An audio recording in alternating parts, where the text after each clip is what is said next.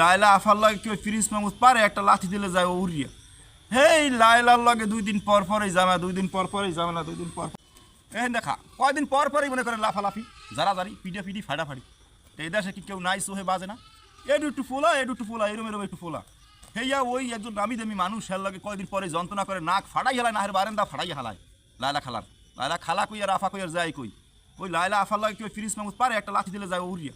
হেই লায়লার লগে 2 দিন পর পরই জামা, 2 দিন পর পরই জামা না, 2 দিন পর পরই জামা না। এদিকে এদিকে এদিকে কি একটা অবস্থা এ দেশে মনে করেন, এমন একটা অবস্থা অনলাইনের ভিতরে কিছু কিছু কাজকর্ম দেখলে মনে হয় এই চক্ষু মনে করেন বুঝে থাই, চক্ষু এরকম বুঝে থাকা লাগে, বুঝলেন? এই অবস্থা অনলাইনের মধ্যে এগুলো কিন্তু ঠিক না, এগুলো কিন্তু ঠিক না। এই যে সমস্ত ভিডিও লায়লা আর মামুন মনে করেন কয়েকদিন পর পরই বানায় মানুষের জন্য, এগুলো কিন্তু শিক্ষণীয় কিছু নাই, আরও যন্ত্রণা বাজবে খালি।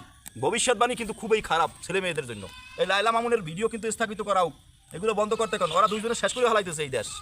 সম্মানিত বন্ধুরা, চেষ্টা করুন, বোঝার চেষ্টা করবেন কি বলতে চাইছি। আশা করি আপনারা সবাই বুঝতে পারছেন যে কি বলতে চাইছি। লায়লা আর মামুন এগো পাট পাট করে দেওয়া লাগে আলাদা আলাদা, এগো জানি আর একাত্রিত কোনো ভিডিও ঘুষাঘুষি ঠাসাঠাসি না কোনো ভিডিও করা এই ধরনের।